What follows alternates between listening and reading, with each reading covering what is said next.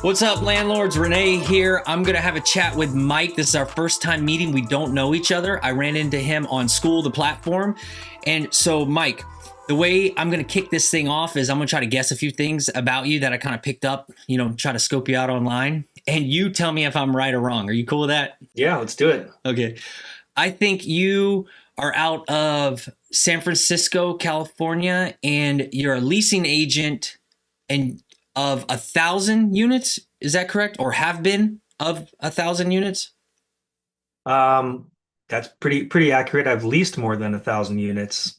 What was the other thing I was going to say? Oh, you have a school community and it's called Landlord Profit. That's right. Yeah, Landlord Profit School, trying to teach smaller landlords the tactics to make their properties more profitable that I've learned from the biggest landlords in San Francisco. Okay, yeah, that was the next thing I was going to try to guess at.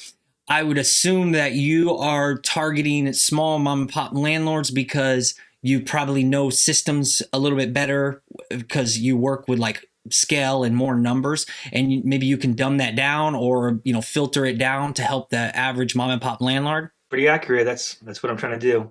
Honestly, I do want to move into coaching full time, hopefully within the next year or two. So that's kind of the trajectory that I have going. That's why I started the school community.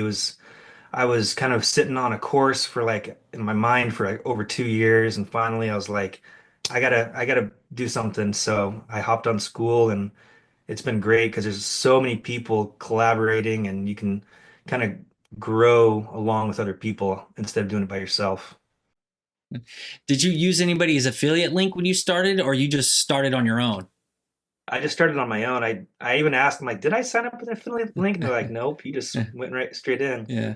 What I would like to encourage other people, newcomers, because I feel like school is like early YouTube days, is, join a community or ask around and say, hey, does anybody have an affiliate link that's willing to sponsor me? Because people that are in my school community, I tell them, hey, if you sign up and create your own school, let me know because I will be your personal free coach just for using my affiliate link. And I'll show you how to do the onboarding and everything and all the stuff I've learned to kind of help you succeed, because I only get the kickback from them paying if they sign up as long as they're successful and they keep their school open. Right when they close it, if they give up, then if they fail, that means there's no benefit to me. So obviously the people that have the affiliate links, they should have like a I guess a unified interest for having the people sign up to be able to succeed. Don't just be like, use my code and forget about them.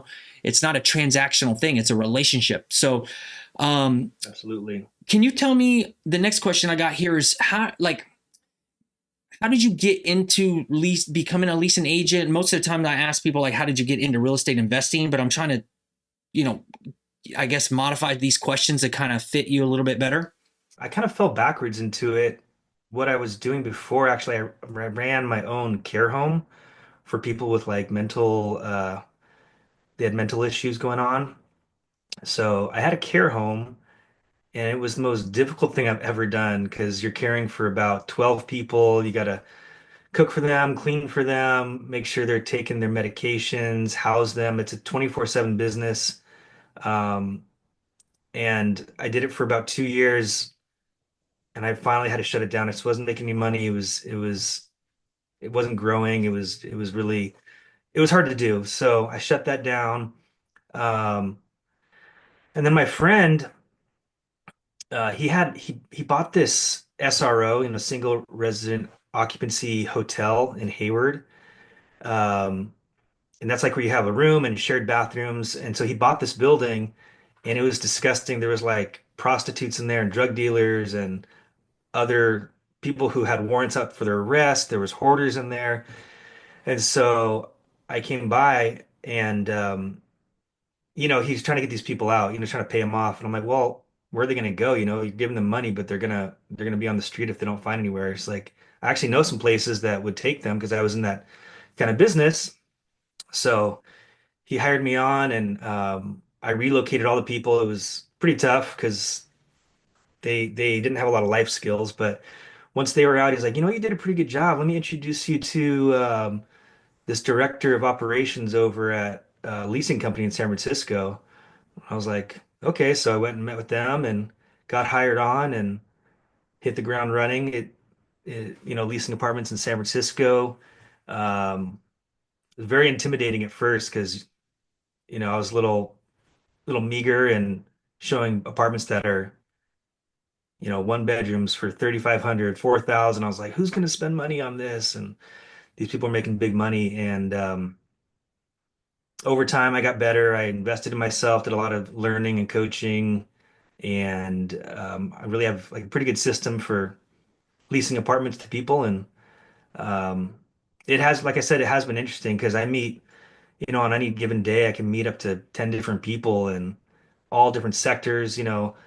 San Francisco specifically has kind of not been hiring the tech workers like they were before, but I've met people in crypto and all these different um, tech sectors and doing really interesting things coming from. And the other cool part is like people from all over the world, moving to San Francisco or the surrounding area. So it's not just meeting San Franciscans, you're meeting people from everywhere and really kind of learning what they want, what they're willing to pay for, and guiding them in the right direction to find the right space. When you do your leasing agent stuff, can you tell me how close proximity you are? Because the question that I normally ask is like, if you self-manage your rentals, how close are they? So I'm guessing I'm trying to, twist that a little bit to you. I imagine you like live nearby one big building. Like, how does that work? Or do you have multiple buildings spread out? The company I work for is a little different. It's not like one big building. I don't go into an office and sit there and let people come in. Like it's not like a high rise. It's these old buildings built in the 1910s, 1920s, 1930s. Because if you look at San Francisco, like the best neighborhoods, that's where the buildings were already built. So all the new stuff is in neighborhoods that are not like quite up and coming. So all those neighborhoods have buildings that are anywhere from, I don't know, four to maybe maybe the biggest building we have is maybe 100 units, and it's actually over 300 buildings scattered across San Francisco and Oakland as well. So I'm going to multiple properties to meet people to show them the units, talking to them. Oh, you don't like this one? Let's go check out this other property nearby that you might like. So it's really like it's a huge moving machine of organizing my schedule and the people like, oh, I'm gonna go with this property anyway to meet another person. So why don't you come along with me? And then you tag along and check out this other unit. Would you say everything's within a 2 hour radius from you? Yeah, everything's pretty close actually. San Francisco is really not that big of a city. It's only 7 miles by seven, and really the core of it is maybe I would say half of like where all these apartment buildings are. The other half is more residential houses. Okay, so So it's 50-50, you would say? yeah, Oh, cool. All right. So can you tell me what your biggest problem, the thing you hate the most is about property management or some equivalent with your leasing agent background? I guess maybe the expectations people have, Mm-hmm. one of the hardest things in San Francisco, you got to think back like, hey, this was built in, if this building was built in 1910, most people didn't have cars then. Mm-hmm. So people coming in with cars, they're asking for parking. I'm like, I got like two spots in the entire city, you know? So just managing expectations about having a car, about having ample space, for what they're looking for. Um, and you've probably seen on the news too, there's definitely bad neighborhoods in San Francisco.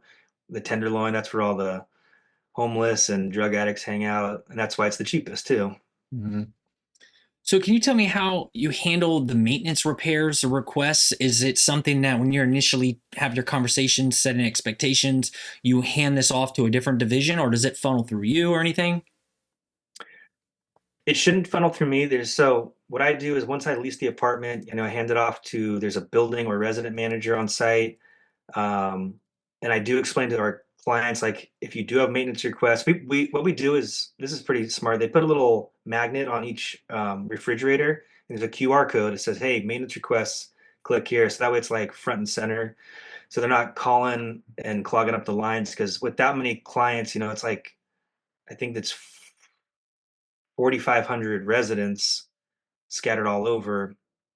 Want to make sure there's a clean process. So clients can go online, they have a portal, they can do that request, they can send an email, and then they can also contact their building manager to put a request in as well.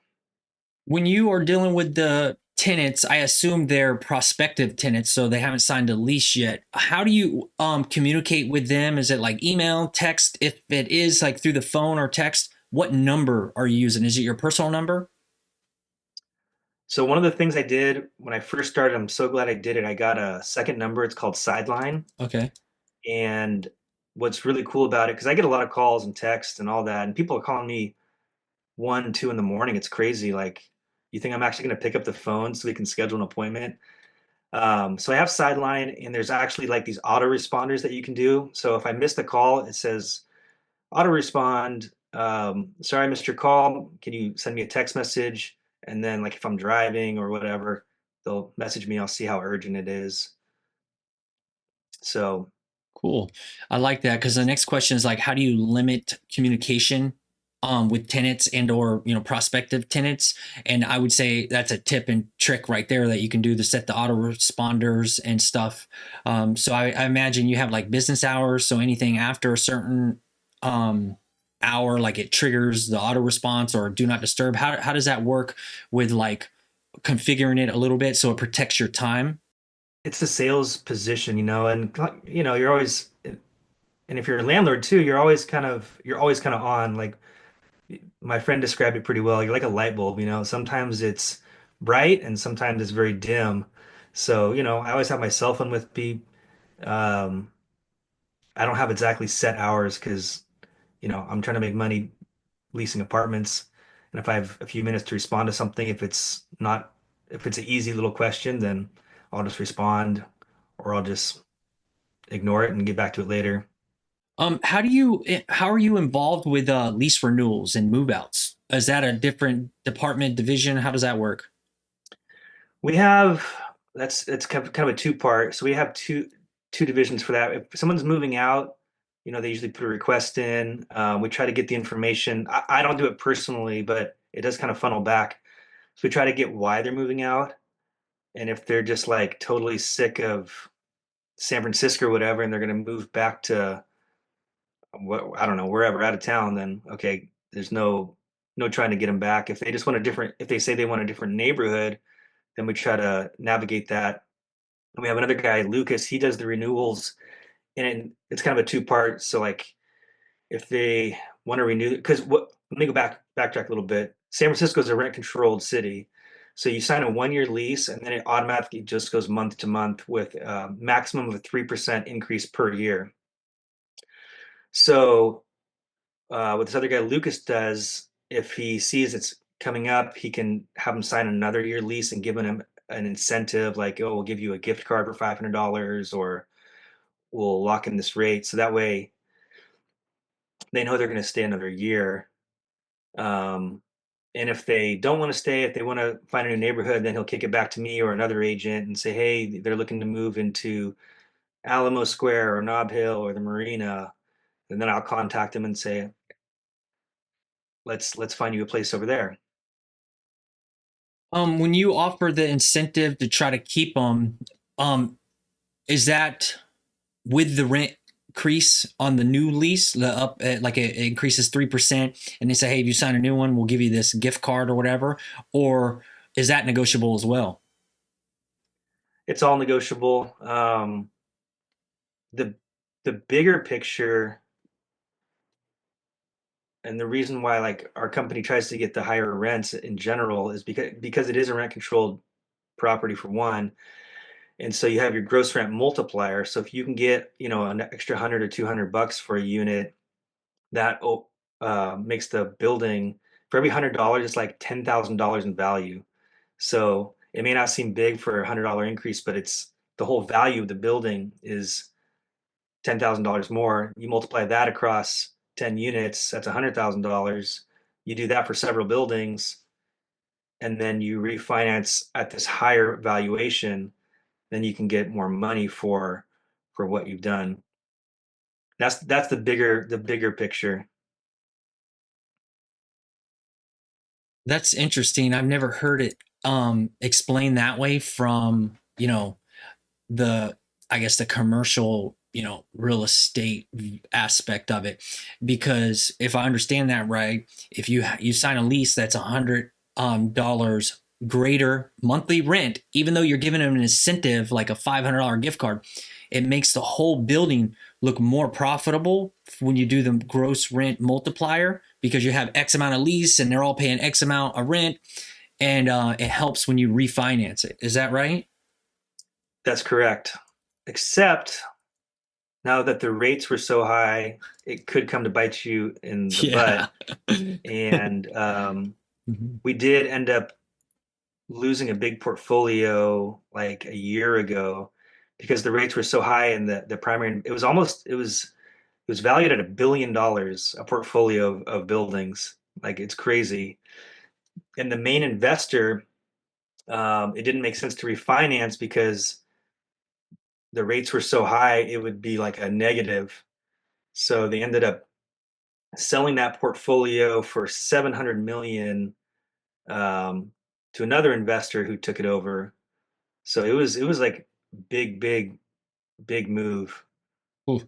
Can you tell me how you go about setting the rents, the comps in the local area? What software do you use and all that stuff? So our primary like property management software is Yardi, Mhm. which it's pretty popular. They have a monopoly on a lot of uh, tons and tons of companies, and property management uses that. It's a little outdated, in my opinion. It needs a whole new refresh. But we also have a custom Salesforce platform. And on the Salesforce platform, it's pretty cool because it integrates leasing, maintenance, property management, rent projections as well. And so when it comes to rent projections too, you always look at, okay, someone moved out, they paid $3,000 for this unit. Where's the market at now? Are we going to get 3,000? Are we going to get 2,800? So it's always best to shoot at the higher end because you can always shoot high and like go down instead of, you know, shooting low and then you get 20 applicants like, oh, I could have probably gotten higher rent for this one. Hmm. It's something that comes to mind is like when you're trying to get the highest rents all the time, I would almost imagine that turnover is a good thing, because like I've had a tenant that stayed with me 10 years, and the max I would increase them would be 8% if they signed a 1 year. And then I try to incentivize them to sign a 2 year. So I'd only increase it 3% because I want them to stay in place and not, they're good tenants and not have to deal with turnover. And it's, even though I'm not getting max rents because the rents were, jumping up, I had peace of mind, and it was kind of nice that I had good tenants that were with me for so long, and I ended up paying off that rental property. In your industry, is it actually encouraged, or kind of, you guys kind of like it a little bit if tenants don't stay really long term? Because if you're only being able to increase 3% increments over like a 10-year gap, that's kind of like a significant difference between probably the market rents and what they've been on a lease. Yeah, so it's a two-edged sword too because some of these buildings they've had tenants in them for, man, I met one guy who was there for 45 years. So that was the longest. And there's properties that have that. So in a whole building, if you have 40 units, maybe 20 are long-term tenants, like they can't move basically because they're only paying $2,000. The person next door is paying 3,500 because of the way the rent control works. So, and the second part too, I would say over the last probably 10, 15 years, the data we've picked up is like the average length of tenancy is about 3 years. Just because when you're in a big city like that too, it's things happen. You move into a studio, you meet somebody, oh, let's move into a one bedroom. Oh, you break up, let's go back to a studio. You get a new job, all sorts of things can happen. So it is, yeah, it is beneficial. And I know what you mean. Like, it's like, I just want peace of mind. I don't want to have this turnover every, 2, 3 years. But in depending on your market, it is good to have the max rent and have them move out after a year. Good tenant, because if they're a really good tenant, they're probably saving up to buy their own place or do something big too. Yeah. Um, It so yeah, I understand what you mean. The peace of mind versus having new tenants every 1, 2, 3 years. it almost makes me think in your industry that you guys would try to approach people that have been there a long time and negotiate them to get out. Hey, we're often offering, because like with tenants with bad, like with landlords with bad tenants, the landlord will often do like cash for keys, and hey, I'll give you $1,000 if you move out because I want to sell this place, or you're giving me problems, you're behind in rent and everything. In your industry, if you did the math and you guys are really into like, the gross rent multipliers and all these like different ways to make the buildings and the portfolio look more profitable, you would probably make it look more profitable if you could get them out. But I bet California would be like, no, you're like taking advantage of less fortunate. They probably would stop you unless there's laws that already prevent that. And if there's not laws, why don't y'all do it? We do it, Oh, and there okay. is laws. No, There's like rules and uh, yeah. So that does happen for sure because yeah, you do want to. Not that you want to get them out, but like, hey, you've been here a long time. We'll give you. I've seen it up to $120,000, even like oh, a big chunk of change, to get that person out, let them move on with their life and do something else. Um, and there is strict laws, especially with San Francisco, Oakland. Oakland's probably the most rent controlled, not rent controlled. What I'm trying to say, like most protected city, mm-hmm. probably in the U.S. now, Mm. just with so many laws and things since the pandemic happened and people were just not paying rent. But yeah, I've kind of been involved with that too. The buyouts, as long as it works for both parties. And I would say I've seen it all over the country too with the buyouts. You have, instead of evicting a tenant, sometimes maybe it's like, oh, do I want to pay the fees and all that? Hey, I'll just give you whatever 1 month's rent, get out. Have you done that before? No, thankfully, thank you God, I'm blessed in that case. I've had tenants do random things, like they'll lie and say one tenant lied and said she had cancer. She was a single white lady and she used to adopt like misfortunate kids. She'd have like a black teen, and then she'd have like this Asian teen, and she'd have like kids from like straight up Africa. And you really like, she knew I was the landlord at that time. I don't do that now. I operate as the property manager. And man, my heart goes out to her. I'm like, oh my gosh, I felt so bad for her. I let her break the lease early without the early termination clause and all this stuff. And she left it kind of messy and everything. I get in there and I'm like, oh, I pray for that lady a little bit. I was like, oh, I hope she's okay. And I go in there, I do work, and I have to get a new tenant and everything. Then I find out with a neighbor, she lied to me. She wanted to get out of the lease early without me penalizing her. And the neighbor said she's friends with her on Facebook and she ripped you off. And I'm like, oh my gosh, never again. So that's when I started learning to distance myself and not have that emotional connection with tenants and say, hey, this is business. And I feel like I'm a charitable person and I do that outside of my rental business, but this is my livelihood for my family and stuff. And I don't know if people are lying. So now when somebody tells me a situation like that, I can be a little bit skeptical and then still empathetic and be like, oh my gosh, I hate that this happened to you. We're going to do whatever we can to work with you and figure this out. You have X amount of days left on your lease. This is the early termination clause in here. This is how much you would have to pay if you move out now. Do you have family and relatives to help you and stuff? And then I would go that route as a property manager trying to help. And I'll be like, hey, I can submit this up and ask the team and see if there's anything we could do to help you out. Maybe we can show it while you're here, and if there could be a seamless, and then I'm not the sole decision maker, and the team is my wife and kids and stuff, and then maybe people in my landlord school. If I pitch the situation to them, hey, this is what's happening. What do you guys think? So I'm never the sole decision maker. So that's just my style now that I've learned a hard lesson. No, that's exactly. I agree with you 100%. Like how you distance yourself. Yeah. You know, Can you like I'm almost done with this survey. I want to submit it so I can talk more sure. freely with you.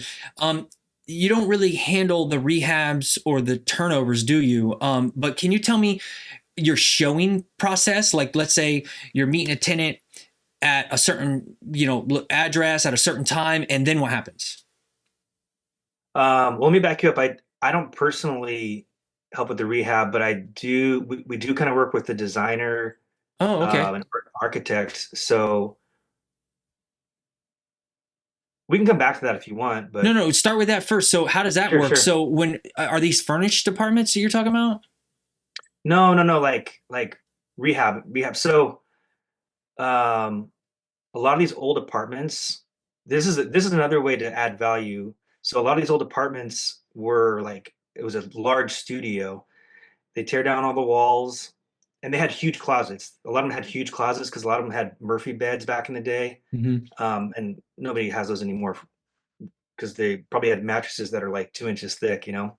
So a lot of these studios would get turned into like small one bedrooms where you have the bedroom and then like a living room with the open concept kitchen instead of everything being separate.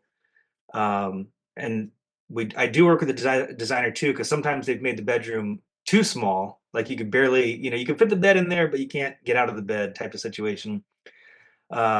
And so we'll take, yeah, studios, turn them into one bedrooms. If the one bedroom's big enough, it could be turned into a two bedroom.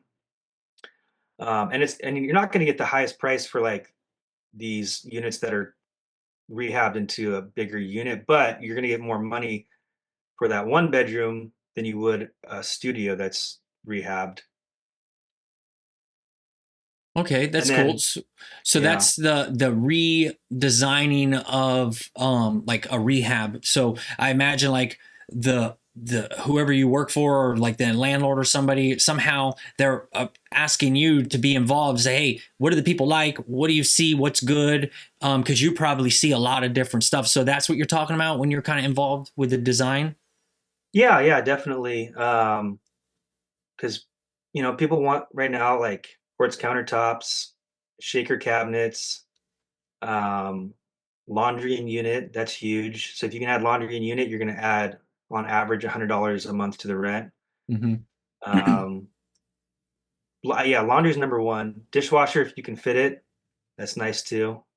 But just having a nice quartz countertop, um, redo the bathroom, tile it up, and everything for the most part too kind of looks classic. We don't try to be the HGTV newest design because those designs come and go pretty quickly. Then you're left with a unit that's outdated after a few years. Okay, cool. That's And good stuff. You got yeah, more? I was gonna say another big ad is doing the accessory dwelling units.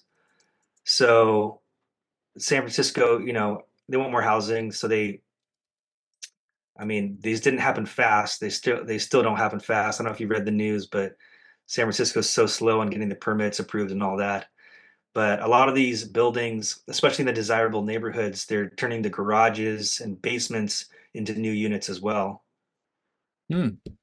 So adding, like I'm trying to think off the top of my head, recently we added 3 units to a 12-unit building, so now it's 15 units. Hmm. Man, that's crazy. I don't know how they go about adding the windows and the egress and stuff like that. That's interesting. They must be doing some serious modifications, huh? Yeah, sometimes you do have to dig down a little bit deeper, but they all have windows and all Really? it's like new construction basically, like in a garage. Hmm. They originally had the windows there, so they didn't have to add a window, and they originally had like stairs from different vantage points to make it like being able to make sense when you divide it up in different units, or did they add those like certain things like stairs and stuff like that?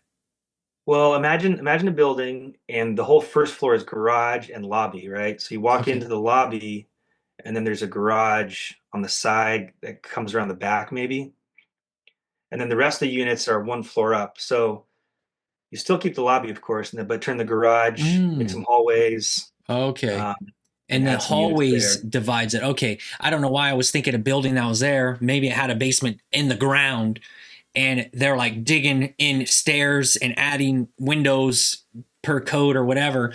Okay. That makes more sense. Yeah. Everybody's thinking about maximizing the value of the square footage they have. Okay. Can you tell me the showing situation? How does that work? I've tried a lot of different things with there's software out there. You know, you got Calendly and you got Yeah. another company called Show Mojo where people can just book online. However, I don't know, I got ghosted too many times and people would cancel at the last minute. So, um, what I really try to do, and it's more of a sales thing, like, you know, if I can talk to the person, you know, like, oh, first of all, my main question is like, when are you looking to move? Because some people will be 2 months out or something, and I'm like, yeah, you're a little early on that. Let's wait a month because this apartment's going to be gone, or you're not that serious, and Hmm. you know, so I just have I reach people. We have ads on Zillow. We have like all the websites you can think of: Craigslist, Zillow, apartment pads, Zumper. There's like 30 of them. Um, so we have a process through, it's called funnel.io. So we have like an inside sales team who's outsourced to the Philippines. So people will usually message in, you know, they'll click a link saying, I want to see this apartment. Then they try to vet them to make sure they're moving in within like a normal timeline. Um, then they pass it to us agents. There's like 8 of us agents. And then it comes to me, I message them, or they might message me before I even get the chance to do something, or they call me and I talk to them and figure out a time that works for both of us to go see the property. Because again, I don't want to be out late at night. You know, I got kids. I'm Hmm. baseball coach too for our team, so I got other priorities. And the great thing about this job, it is flexible too. But you know, I'll work Saturdays if I have to make sure they come see the apartment. That's cool. That's all good stuff. Because it's awesome. I'm on the other coast. I'm learning and seeing, the same kind of industry through a different lens. That's that synergy. It's cool when people like us come together because I think it's awesome. I would like to talk freely in a second, but hold on. Um, are you involved in the screening and background checks, or is that after they see a place they like it, you hand them off somewhere else? So we have another team that runs the applications, but I am involved with it a little bit. So we use what's it called, Experian, Okay. and it was before it was just a credit check, but now it's more like a renter profile. Because some people will have low credit, but that's just because they have hardly any credit, or some people will have bad credit, but they make a ton of money. So we use a renter profile and it kind of spits out like approved or not approved. And if it's not approved, we'll take a second look at it. Um, if it's questionable, you know, like, oh, they do make a lot of money. Oh, they, I'll explain to them, oh, they went through a divorce recently and they got bad credit because of that. It's just more of a recent thing. Um, and something we started doing the last year now, and this is really, really cool because I don't know if you ever had a fake paycheck come across your desk on an application, but we've had them too. Because we're renting on average like anywhere from 100 to 200 apartments a month. So it's a lot. So now what we do, step one is a ID verification. So they have to take a picture of their ID and then scan their face and it'll say approved or not approved. So if you have a fake ID, are you trying to apply as somebody else? Did you steal their identity? And then number two, after they apply, we do like this other system. I forget what it's called, but it's through Rent Cafe Yardi, and it'll actually go to the Nova Credit. That's what it's called, Nova Credit. It'll go into their bank account, or you can connect to your payroll provider to confirm that you're actually getting paid. So it looks at the last, I think, 2 or 3 months. Okay, you actually are getting paid. Because again, I've definitely encountered people trying to defraud, like, oh yeah, this is my paycheck. I'm like, wait a minute, you make the exact same amount the past 3 paychecks? That's a little suspicious. Yeah, yeah, you're onto it. So you guys over there are the tech area capital. So you're at the tip of the spear figuring this stuff out, and as quick as they come up with something new, you kind of counter it and stuff. That's cool. Can you tell me Yeah. how you're involved with the condition report? You know how they move in, they gotta, complete something to say everything's in good working order and take pictures of anything that's, inoperable or scratched or whatever. I'm not involved with that. That's Mhm. like the resident manager or the building manager. But when I am showing the apartment too, if I notice something right away too, like, oh yeah, we'll get that repaired. Make sure to report that on the move-in checklist if they're moving in really quick, like it's not gonna get repaired. But if it's gonna be a month, we can get that repaired ahead of time. And when they do move in as well, making sure that they note everything very thoroughly that they do see and have like a 7-day period to report something they might have missed on the initial walkthrough. Yeah. And then with rents, how do they collect rents? Do you know about if they require everybody to pay through Yardi on a portal, or do they allow cash and pay at like 7-Elevens and many different variations of paying rent? So before the pandemic, this was kind of silly. Every single person would have to get a cashier's check and bring it to the office before Mm, move-in. well, And then the pandemic hit, and people weren't going as much in person, and so like we started collecting rent online because we already were collecting rent online, just that first payment wasn't allowed to be online, which I don't know why. That was kind of a silly thing. But mhm. so now what we do is we partnered with Bilt, Bilt, and they're our payment provider. They're also a credit card provider too, so you can actually if you get their credit card, you can use it on rent and not have to pay the extra 3%. Um, so now, yeah, we use Bilt. We make sure I tell people to use their bank accounts so there's no fees and get that in at least on the lease. It says within 48 hours after signing. A lot of people don't have the money right then, so I say get it done at least 3 days before moving in. That way, it has time to clear. Is that Because just like for their initial first payment using this people called Built, or do they pay rent every month with Built? they pay rent every month with Bilt. I'm surprised that Yardi wouldn't have some kind of built-in, you know, tenant dashboard of some sort. So it's a separate thing that they're logging in to pay, or do they somehow plug into Yardi? It somehow plugs into Yardi. Okay. Yardi did have something, but it was just kind of glitchy all the time. I was sitting there with people trying to make the payments, and if you if you didn't capitalize your first name, letter of your name, like it wouldn't go through correctly. So, like I said, that the system it's outdated. It needs a major overhaul.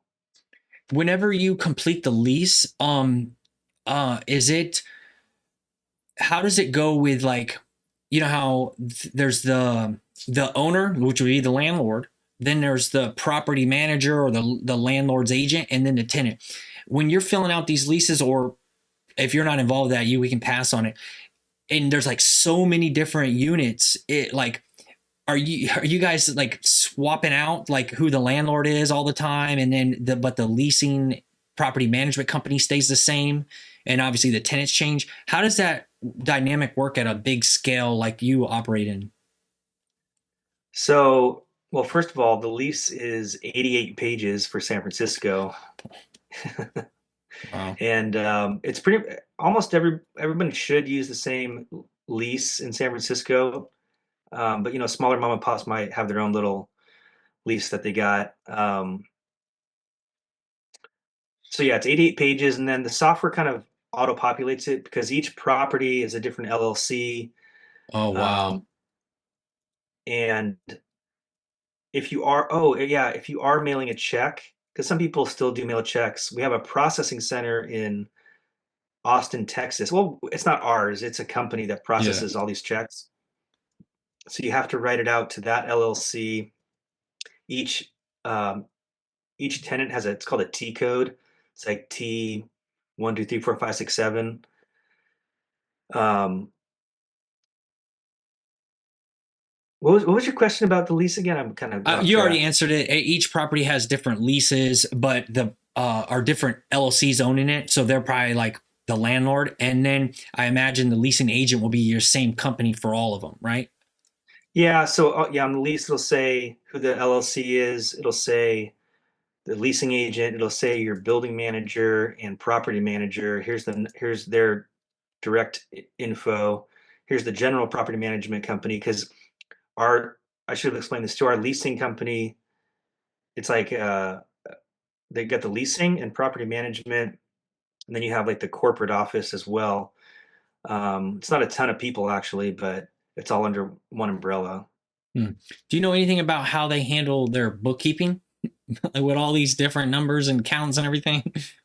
We have yeah, we have accountants that are doing all the bookkeeping.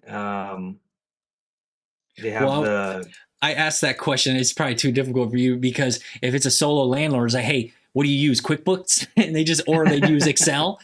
With you, I'm like, that's too complicated. Um, it's yeah, it's very very complicated. Okay, cool. So that submits this survey. Now I'd like to talk more freely and see if you have any questions for me. And I feel like I have some feedback for you because I was in your school and I was taking some of the stuff some of the course material that you offer. And then let me see if I can even share my screen and we could talk about your school a bit. Yeah, Um, absolutely. so I'm going to move you down. You might disappear. Let me see. Oh, you get smaller. So this is your about page. And before I get into that, I want to talk to you about if you got any questions. Um, Anything we talked about that you want to say that I didn't let you because I was just like asking you a bunch of questions. I was gonna mention too, you might get into this when we go into school, but like you doing the tenant walkthrough in the beginning, you were asking about that. Okay. And so what I've learned, because like there's good building managers and there's some sloppy building managers that don't take care of their buildings very well. Because these are like the on-site resident managers for the most part. Um, and what I've learned from like probably the best resident managers about the the move-in, like because when someone's let me backtrack a little bit. Moving for anybody is like the second most stressful thing in your life, right? So because there's so many things going on right behind the death of a loved one. So moving in general is already stressful. And so when you're trying to show the tenant how everything works on the move-in day, it's going to go in one ear and out the other. So um, in my landlord profit school, the first part I put was move-in mastery, which is you're going to show the client everything about the house or the apartment, the building before they move in, a separate orientation. Um, and what I've learned too is don't expect people to know how things work because they really don't. You got to treat them more like they're teenagers. Like, okay, this is how the stove works. This is how the refrigerator works. This is what happens if your toilet overflows. So that's kind of where I started in my move-in mastery because the best resident managers they'll take the time to do this and like completely reduce how many phone calls and messages you're going to get. Like the whole property management side of it, managing the tenant and the building is going to reduce greatly by doing this move in ahead of time, the move in orientation ahead of time. And you don't do that, do you? Because they move in one day and then maybe their resident manager or whatever does it like after move in, correct? They should do it before they move in. Oh, So really? if they're moving on a Saturday, hey, come meet me on a Thursday. This is going to be 45 minutes. We're going to go over every single little thing in the building, get them programmed into the call box. Every little thing down to how the trash. This is how you separate your recycling and trash. This is the water shutoffs. This is the emergency exits. So they're already kind of thinking about it for a couple days before they actually move in. Okay. All right. You got anything else to add? That's good stuff. That's I yeah. The school community. I've been. It's a lot. It's a lot putting it all together. Yeah. Maybe I overdid it. I don't know. But trying to give as much as possible. That's like one of 12 different categories I have. Because the whole idea of the Landlord Profit School is to teach mom and pops how to make their properties more profitable, but also have less headaches as well. Yeah, I like it. So, let me see if I can scoot you. I'm trying to switch around um you without losing it. I guess I'll just move this here and go here. So this is your about page, and um, it has your branding is a little different from this icon here, the LPS and this blue. Um, which style do you want? You want to keep this white and blue style better? I think I'll probably keep the white and blue. To Okay. be honest, I put it together pretty quickly. Okay. Yeah. Um, then there's this first tile right here. Honestly, I don't know if it's even necessary. This one I like better because I see faces and everything. That's cool. Like this one would be better. First one. Ideally, the very first thing that I would recommend is a video. And then, social proof is good. This is all good. And is this the same thing? Yeah, it almost looks the exact same. I would definitely work on optimizing the about page as much as you can. I mean, I've been trying it. I've been on school since 2023 and I created 2 accounts, failed miserably, archived them, started over. And like, I am not an expert at all, but I can definitely share some pointers that I've learned from Alex Hermosi and the school games. Are you in that community, the school games Yeah, I community? am. Hmm. Yeah, and I've watched all the content, and I'm also part of this school leadership community that's really top notch. And I've learned a lot of cool stuff from the number one guy on school that's had the flame the longest. He's done all 365 days. If you go to your profile here, you see how you started around November and you got like green here and there stuff. Let me try to zoom Yeah. in. Let me see if this will let me zoom in. And you can scroll this left and right. He has every single one green because he takes so much action. He goes all in on school. This guy is so impressive. But also, you have a lot of other stuff on your profile that people can see. And what I would suggest, I have a video showing how you can hide some of these, is only show Yeah. the ones that you want to be associated with. So, flip and launch, I don't know if that is something, landlord related or this synergizers. Maybe you can just hide those for yourself. Obviously you're still going to be in it, but if somebody's saying, who is this landlord profit guy, I go to his about page, which right here, and then they're like, oh, let me click on who the owner of this community is, and they start looking at your profile. Then they're kind of like judging you, and then you got your Instagram, and you have, I don't know if you can see this, do you see what I'm pointing at with the cursor, this Yeah, Instagram? yeah. I have hidden some of the Oh, communities. good. Yeah, And you're cool with these ones being visible. I think so. I mean, Okay. I'm still figuring this all out too. All right. And then what else? You know about the 13 personalities. Hmm. It shows your location, your online.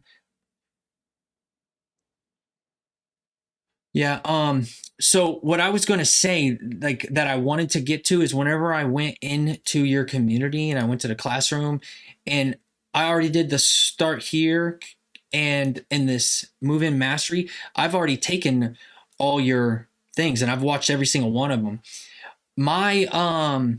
My first impression of that, without you having a VSL, a video sales letter on your about page, whenever I requested to get in access, I'm thinking you're going to deny me. I requested to be in anything related to real estate. And a lot of times people deny me. They probably go to my profile and look at me and they're trying to make a judgment call and they don't let me in. So I just like, who is this? What does it seem similar? So I didn't really know what I was getting into. But once I got into your classroom and then I went in there, I felt like I was in the wrong place because I instantly, I think the first one I picked on was, I don't know which one I started with, but it made me start thinking like, oh, this is like full blown property management. This, I don't know how, I think I ended up on this one, and Uh-huh.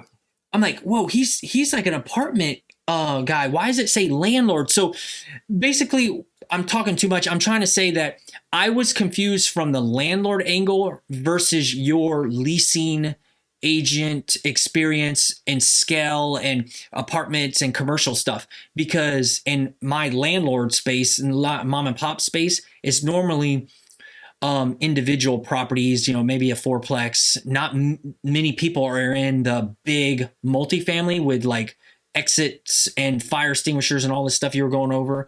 So I guess what I would suggest is like, how can you explain it better in the about page, that you're taking that experience and you're trying to boil it down to help the small landlords? And you tell me what you think of that, because then I have a follow-up question. No, I think that is a good idea. Because a lot of these videos, like I had the plan already. I'm like, I'm just gonna start recording and going from there. Um, yeah, most landlords are they do own houses or duplexes, triplexes, fourplex.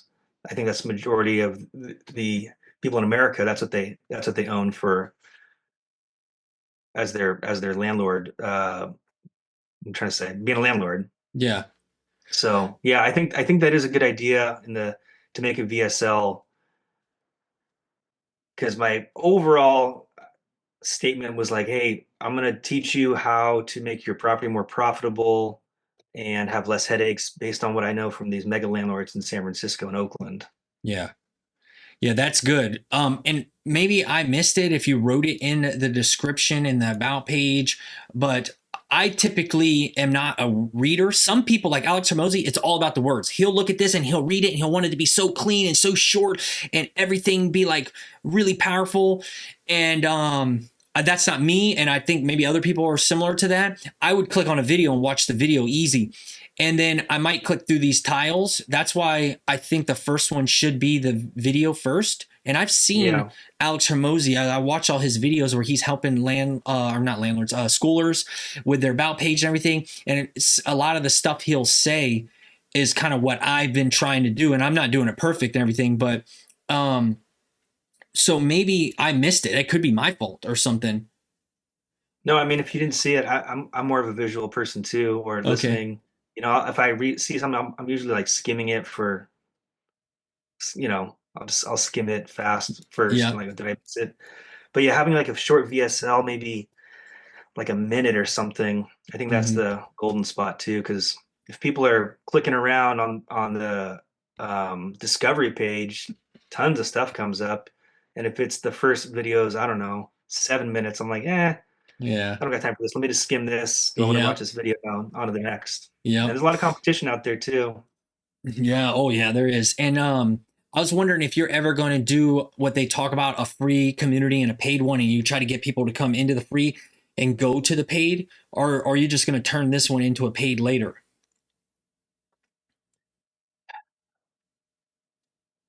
I don't know yet.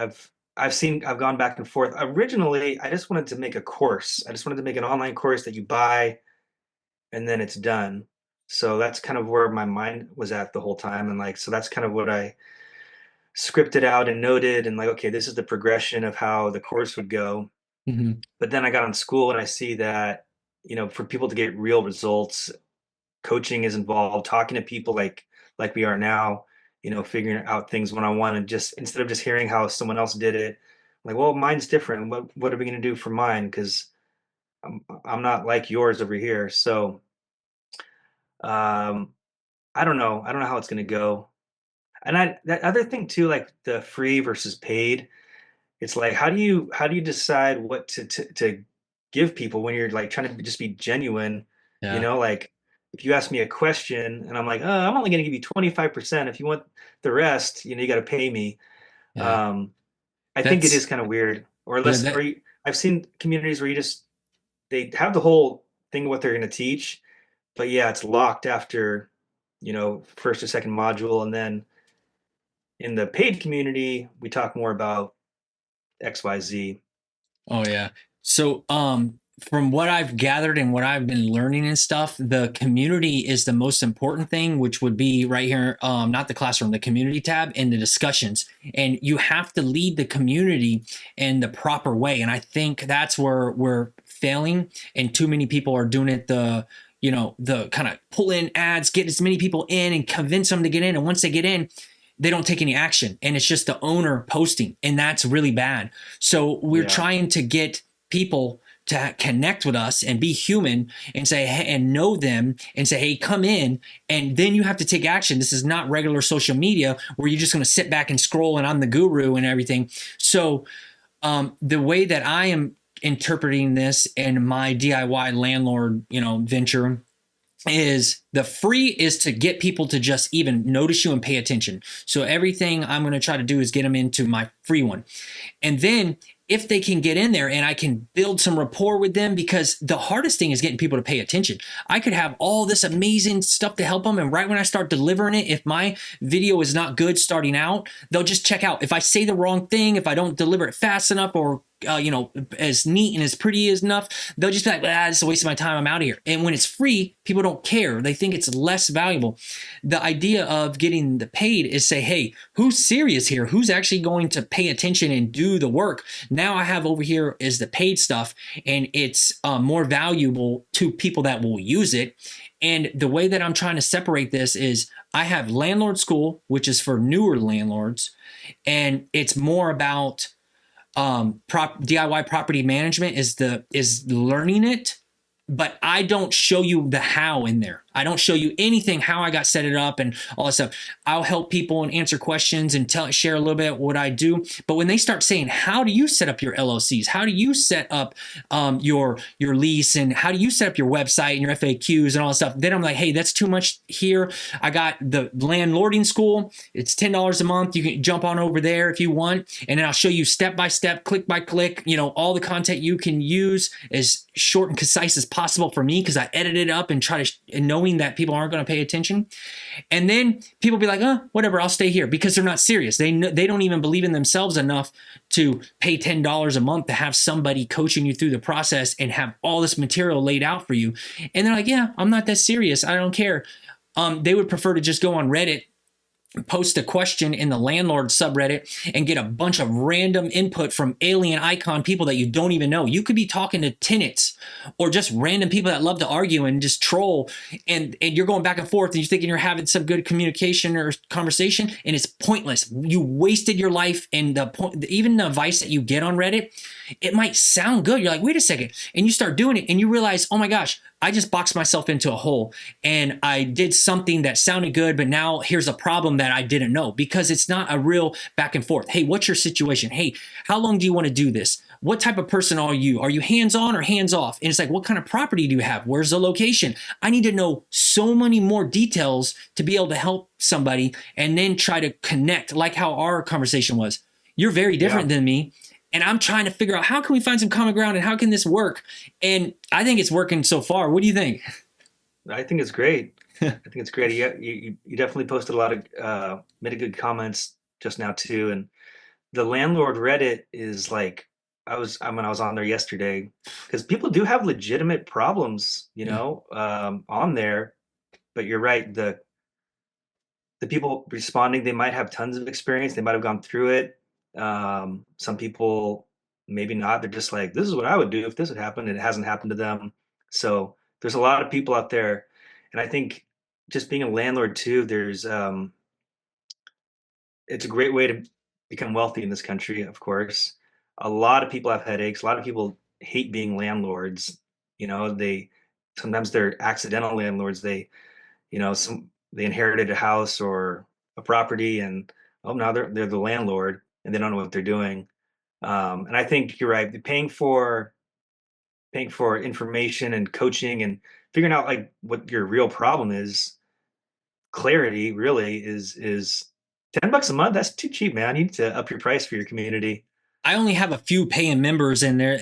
Those paying members are people that kind of really resonate with me, and they kind of have some kind of reason to be there, and they don't mind spending money, and they will show up to the calls. I'll do a call once a week, and I'm kind of building out my course organically with this couple that's investing. I think they're from California and they're investing in Alabama, and they want to manage their rentals kind of more hands-off my style. Because I was in Iraq and I was managing my rentals from Iraq on the other side of the world, backwards time zone, crappy internet. I'm sleeping when they're awake. So I had to figure out fail-safes to let the tenant self-serve. And I call it self-service management, where I'm trying to partner with the tenant and give them tools and resources to do stuff on their own.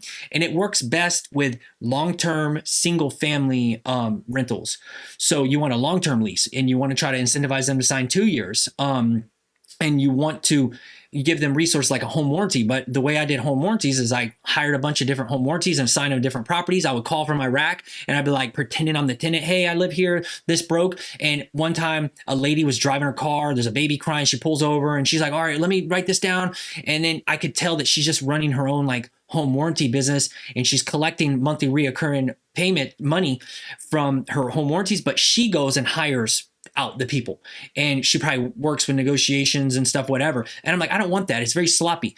And I tested some of them, and the best one was where you can go online to a link, or you can text, or you can call. It's 24/7. It's all automated. It'll prompt you to say the address or your policy number, but I just tell them to say their address, and it's all backed up in my lease. And I would go to sleep in Iraq, wake up, and the tenants have reported a broken garage motor. They've already paid the $75 service fee, and they scheduled to have the garage door technician come out in like a week. And they did all that on their own, and I didn't have to do anything. So that's more my style, where I'm trying to be able to do hands-off self-management that's easy, stress-free, and less things to do. And so anybody that's interested in DIY property management that is all hands-on and say, hey, I want to do everything. I don't trust the tenant. On Reddit, you hear this a lot. They'll be like, oh, I don't trust tenants. They're dirtbags. And they're like hating on their tenants, blaming the tenants for all the problems, saying they can't do nothing. I wouldn't let them touch anything or handle any maintenance in my properties. They're incompetent. And I was like, I think I see who's incompetent already, just by the way they're bashing tenants and blaming tenants and stuff. Yeah, bashing tenants. The way I think I used the psychology from Alex Hormozy too. Like, this is your tenant, but this is your client. If your business was not landlording, if you had a bakery and someone comes in, you're gonna treat them like, oh yeah, thanks for coming in. Did you like the bagel that I've made? Mm-hmm. Checking in. And again, of course, distancing yourself, never coming off as the owner, but yeah, I represent the property management, creating an LLC to hire yourself, basically. That Mm-hmm. helps a lot too.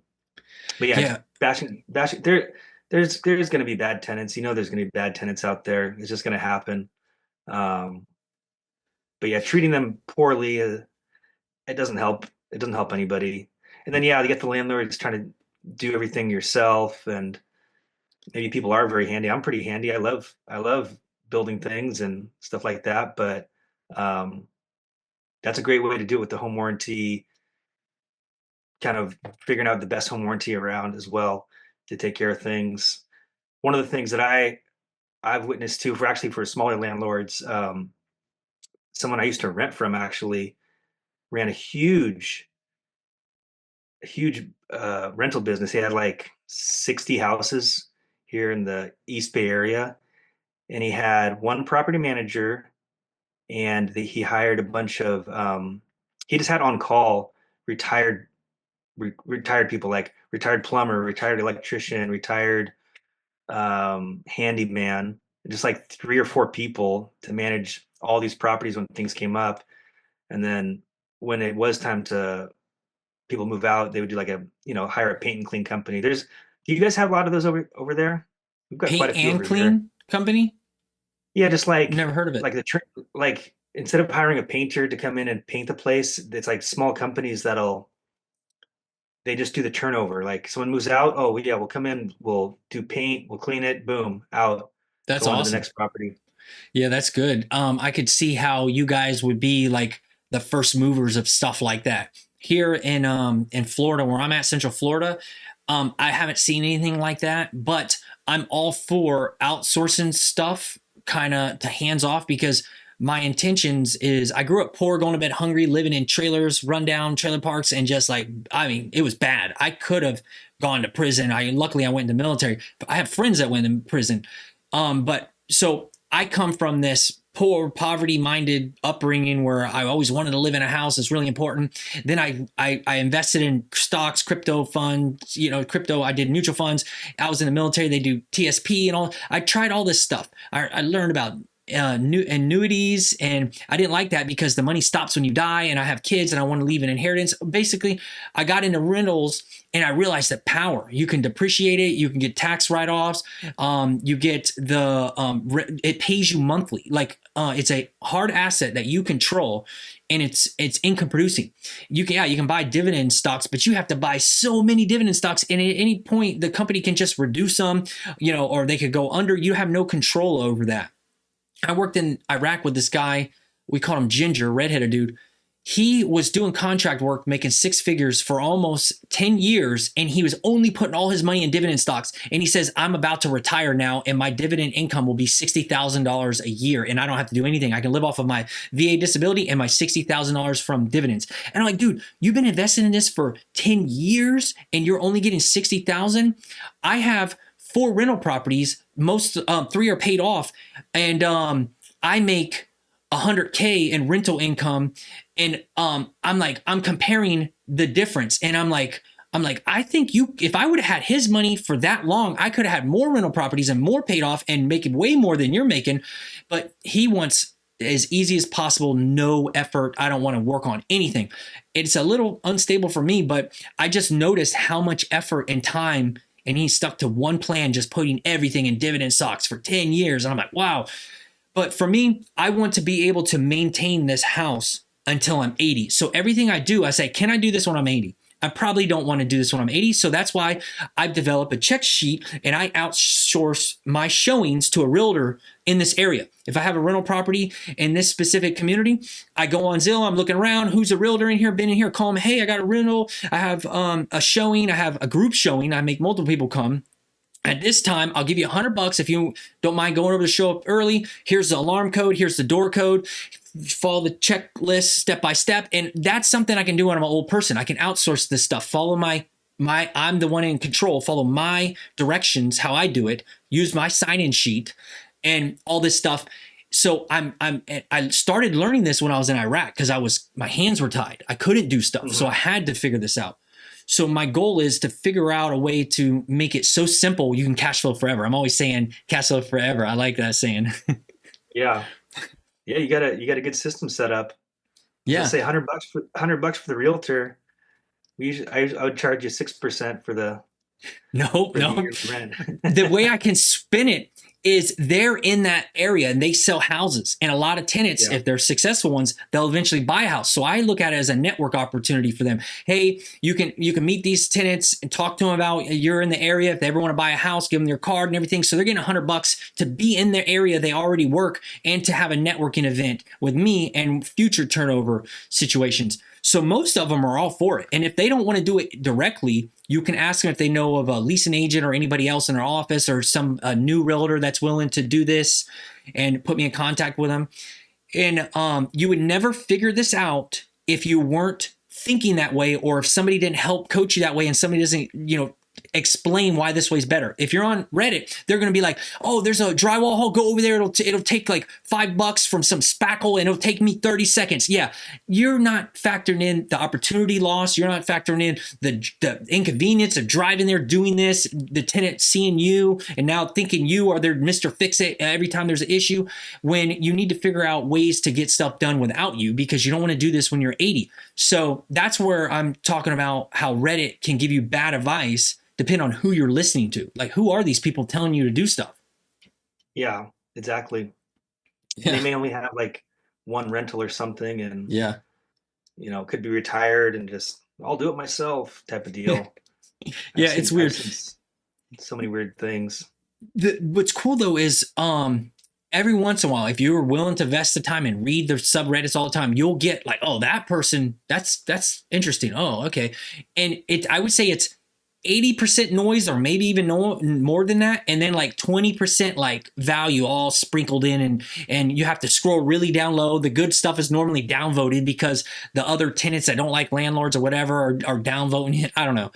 But so I like the idea of doing a school community because it's more focused, and it's more collaborative and community based back and forth, and it's more productive in my opinion. Because when I was in Iraq, I remember guys used to come to my room and say, hey man, tell me about how to invest in real estate. And I told them this and that. And I spent hours explaining everything to them and keep hitting them up. Hey, yo, when are you going to get into this? You going to do it? And they just don't do it. And I think to myself, I just wasted so much time trying to help these people. And they just disregarded everything I said to them. So I stopped being so interested in kind of like, just freely telling anybody. I try to want to profile people a little bit. And that's why I like school, because only certain people are going to take action to get into the community. And then that's a free one. And then if you can get them to take action and get into the paid one, then now this is an important person that you need to be helping as best you can. exactly. And that's kind of what I want to get to also, having I don't need 1,000 people in there. I need collaborate with, I don't know, 10, 15, 20. I don't know what the number is. We'll see what it's like. Because I've been in paid groups as well. And when you're in the paid group, like, people are serious. Like, they either have great experience in whatever they're doing. Um, they're willing to teach you, like, oh, you're in here, you paid too, you're at my equal level now. Let's be serious and not just wishy-washy. Um, and again, it's not, there's a lot of noise on the internet, especially Reddit and Yeah. um, I don't know, even the Facebook groups too. There's a lot of Facebook groups of landlords complaining about all sorts of things that are like so silly sometimes. They get mad that someone left, I don't know. They'd say like, "Oh, what would you do? This person left the trash can. It tipped over in their yard." And then you get a million comments, and I'm like, "It's not even a big deal. That's Yeah. not gonna. Don't waste your brain power on this little thing." Yeah, I'm curious. I just thought of an idea. But you're right, exactly what you're saying.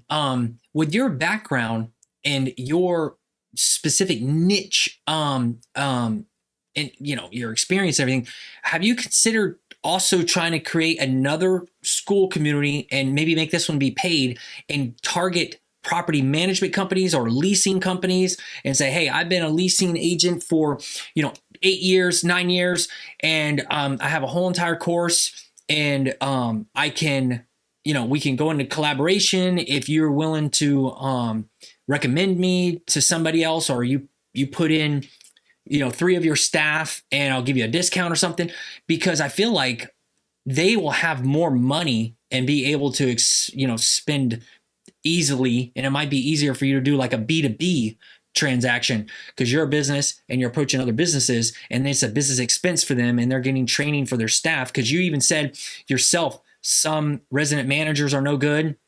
You can probably help understand what's the good ones are like, and then take that information, put it in your school, and to help teach the bad ones how to get better or get good, and then even the good ones to get better. Does that make sense? Yeah, yeah. I was actually gonna show what I've made so far to my boss and say, hey, because would this be helpful for resident managers? Just this one portion on how to move the client in. One of the other things one of the other portions I'm gonna do too is like how to be a leasing agent, because it is a sales type of thing. Because Yeah. I don't know if you get this quite often, but you get people asking like, "Oh, can you lower the rent?" Well, when Like, upon renewal, and that's the only time I ever get issues about like the price. But there are some times when it's a showing, and though people will ask if they're willing to negotiate or something like that, and they want it. mhm, They'll ask, "Is this a what do they call it?" They're looking for mom and pop landlords, and instead of saying, "Hey, is this a mom and pop landlord that owns this place?" Or instead of saying, "Is this a corporate landlord?" They ask something that makes me start thinking that they're looking for a do-it-yourself or a small mom and pop landlord that they could take advantage of. They're almost kind of prodding, like, who owns this place? And is there any way I could talk to the owner, and see if they'll lower the rent or anything if I sign a lease or something? yeah, Those are the only situations I've ever ran into. yeah. I get people. Um, yeah, I get people asking if they can get the rent lowered, and it is negotiable sometimes too. But I guess what I'm was trying to get at, like, I have spent a lot of money on sales skills, and I come up with a pretty good sales system, how to talk to people, the right questions to ask. So that way you can find out more about the tenant, but also get good tenants and get them to rent the place. Um, Showing them that like this is the best option out there, at least in my mind. Or hey, you know what? Actually, this isn't great. Maybe there's something else. Yeah. So that's gonna be a whole part of the one of the courses in there too. But going back to your question, yeah, I have thought about that too, because I think as I'm kind of building this out too, it would be good for property management to know some of these things as well. Um, because I've met Yeah. I've met a lot of property managers. I don't know if you've met that many out there, but if you're in property management for a long time, I don't know, people get kind of kind of cranky and Mhm. like, because if you're property management, like really you're only getting a call when there's a problem, you know? No one's calling to say, hey, I love this place. They're only Mhm. calling because of something's not working. They got a complaint about whatever noise or it can go on and on and on. Like, oh, I got rodents in here. So it is tough to be, I think, a property manager all the time, you know, getting ahead of that before problems do arise, teaching your tenants how to be more mindful, more showing them how things work, you know, letting them know ahead of time about construction that's going on, anything you can just to get them in the right headspace is Yeah, helpful.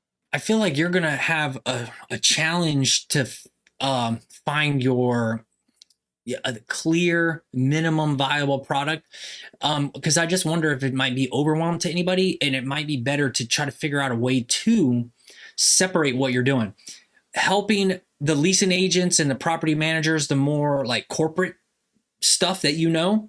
And then Hmm. another section will be like, how do you dumb this down and synthesize it like that community that you're in? Is that Andrew Kirby's? Yeah, that's Andrew Okay. Kirby's. Yeah. They got 15,000 people in there. Yeah, that's crazy. Pretty good. Yeah. How do you synthesize, take what you learn in that community down into to help landlords?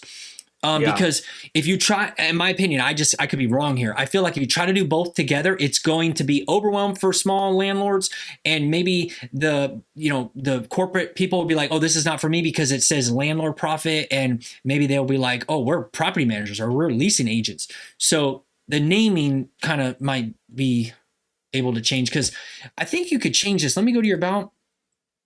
Okay, so you've I already changed changed it. the URL, I changed landlord. it once. I know if I changed it, I have to email in. It's not impossible, But but what you could do is you can change this title right here to your community. That is, you can change this. You won't be able to change this URL. It'll always stay that way unless you create a new um, community. But maybe you want to play around with that because I know one, oh gosh, I'm sorry. I'm trying to um, do too much here.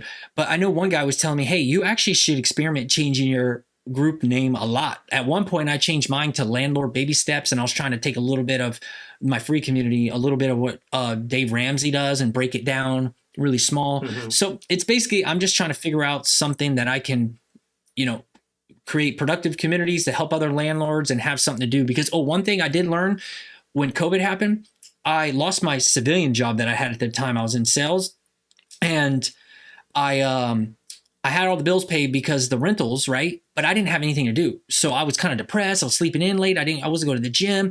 And then that helped me realize I got to figure out school. Even if I can just have a small community, I'm just helping like 5 people, 10 people. At least I'm held accountable to somebody. I'm waking up in the morning. I'm making videos. I'm trying to have back and forth people and help. And I have something I can do when I'm an old man because uh, I need something productive to do that keeps me, held accountable. Because how many times did you hear people worked at a factory for 30 years, retire, and they die right after? And I think it's because Yeah. that laziness, I don't know if it's entropy or, there's some kind of like scientific, a movement, an object in movement stays in movement. But if it stops, Yeah.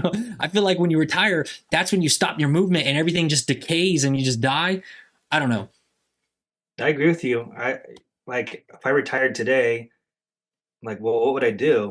You know, I'd still want to do something. I think I have a lot to give, you know, and obviously you have a lot to give too.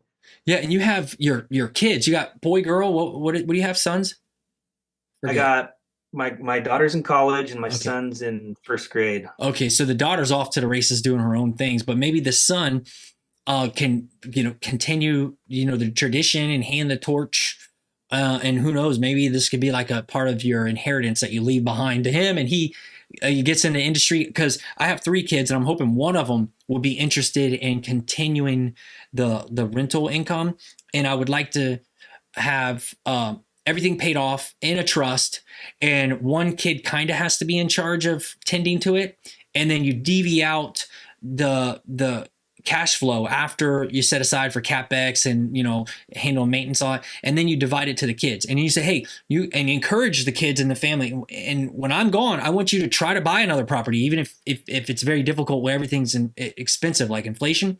Do whatever you can to Hmm. buy like one property if you can, and don't sell any of this stuff. And then maybe you can hand it down to your kids. It's just an idea. If it doesn't work, so be it. But at the very least, me trying to create a rental business that's really hands off and efficient that I can run with one email and hand it down to my kids, it is easy for me to maintain. It's so I benefit from it, but there's a chance my kids could keep it, you know?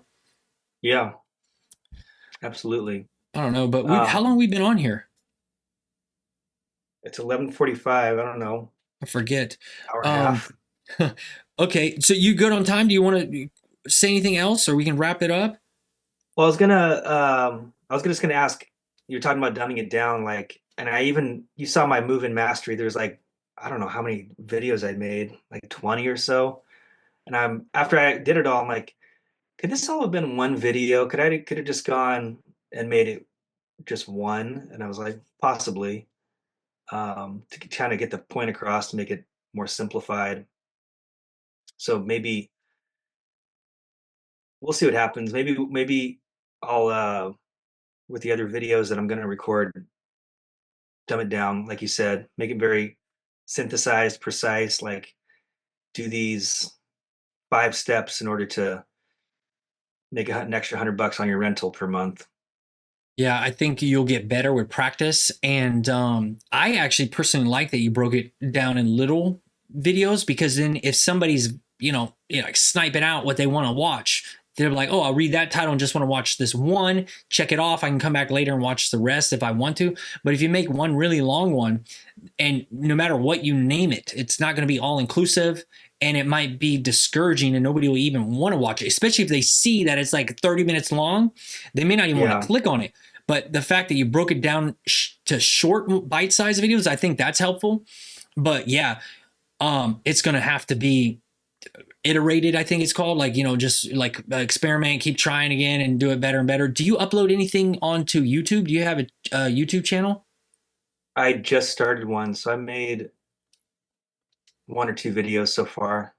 Yeah, send me that and I'll subscribe to you and I'll try to when I'm around like and follow, subscribe, whatever I can do to support you and your venture. And then who knows, maybe in the future somehow we can figure out some kind of cooperation or some collaboration, at the very least, maybe a workshop that we can, people in my community and your community, say, hey, we're going to do this workshop, and who knows what could come from it. But I That'd enjoyed be talking cool. to you and I thought this was worthwhile and fun for me.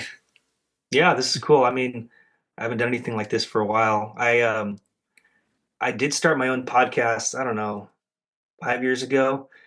But it was more for renters because I was getting the same questions over and over and over again. And so I was reading Expert Secrets. I got it right here, actually. Why is this?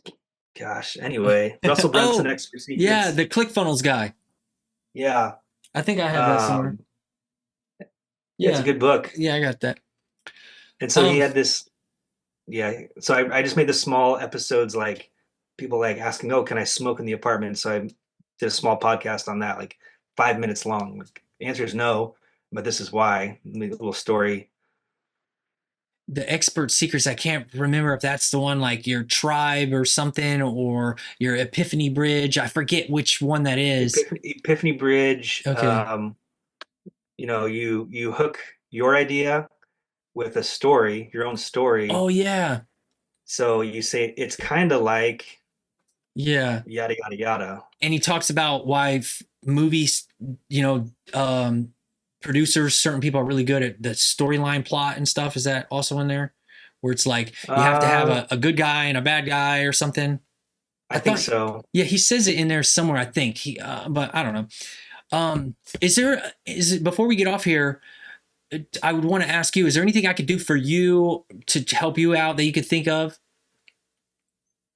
Um, I mean, reviewing my school community is a huge help, and it looks like you've already done that. You're participating in there. Yeah. Um, I don't know. This has been really helpful for me. I'm going to join your group too. Oh, cool. Obviously, Yeah. Thank you. um, Appreciate it. I'll go find it right after this. But yeah, this has been cool. I mean, I think we're both learning how to make it online and like Yeah. share our experience, share like our knowledge, so that other landlords don't have to go through so many bad advice and like so many bad tenants and get screwed over and Mhm. scammed and just like wing it, you know? I think that's the majority of landlords, oh, that's what I was going to say before. It's this whole bigger pockets concept, right? I've listened to so many bigger pockets podcasts, and it's the same story every time, right? Someone gets in and buys a rental, the BRRR, you know, you buy, rehab, rent, and then refinance. They And think it's so repeat. simple, but like the rehab part is a huge question mark. And I think as when you're rehabbing or renovating a property to rent is a lot different than how you're going to live in it for yourself. And then the rent part too. Like I'm really good at renting places. I have a lot of skills in that, and I think people don't screen their tenants properly. They don't set the rent price properly. They don't know what's on the lease, or they don't like look into the lease before they send it out, and they just expect things to go smooth. They don't move their tenant in. They just hand them the keys, say, "Oh, here you go. Just make sure you pay the rent on time," without showing them like all these million different things about the property on how to operate it. So like that's what that move-in master. It's more like an operation manual. So I think there's holes in the system, as you know, as you've probably talked to a lot of landlords too, and um, yeah, we need more people like you to teach people how to do it the right way.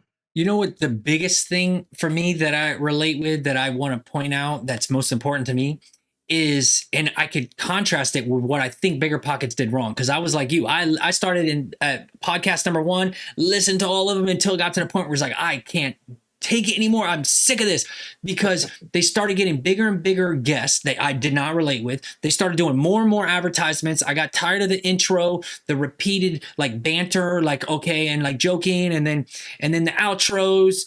And oh man, I just got sick of it. And I started going into podcasts only or audiobooks only. I have my bone conductors because I was in the military. I was military police, and I don't like it if I can't hear my surroundings. So I like these because they go around your ear and I can still hear stuff and I'm listening to a book. And I started going all in with books because it's more concise. There's no intro, there's no ads. It's just read it all the way through. And I read the books over and over every year. But the point that I want to say is Bigger Pockets lost touch with what I was attracted to. I'm attracted to the people that are like me, normal, everyday, average people that are trying to make something, like build a little empire for their family because their family is important to them and they want to have some rental income and they want to do a good job at it and take pride. And I like serving tenants, they're like my customers, and getting satisfaction from providing a service and them being really happy. Like I've had tenants say, "Hey, is there any way I can give you a review? Because you are a great property manager." They didn't even know I'm a solo landlord. And I was like, before I signed up with the BBB and got that into my processing where it's like, hey, can you give me a BBB review? That's what helped me think of that. I asked them, hey, can you just like handwrite a letter and send it into our corporate office, which is my virtual address? And then I got that and I kept it and I remember it. That helped me, but the point is I like normal everyday people. I relate with like the grind and just humanize it with people and serving tenants.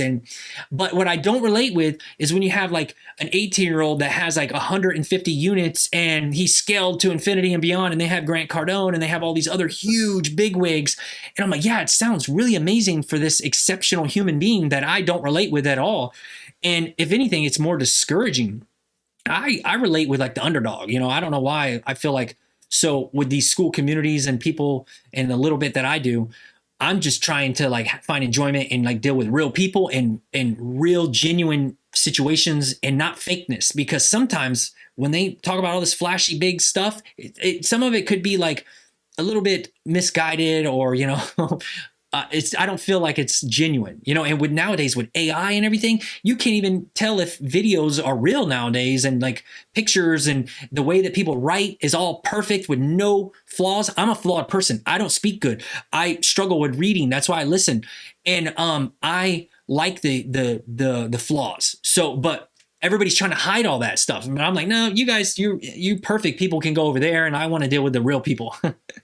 Yeah, yeah, you're still getting out of the trailer park. Yeah. I used to, the first place I bought was a trailer in San Jose. No That's all I could way. afford. They have trailers out there. Yeah, Yeah, yeah, it's quite a probably a few. $1 million one. No. Well, now, I mean, yeah, that's all I could afford, but it was a roof for a while. Yeah.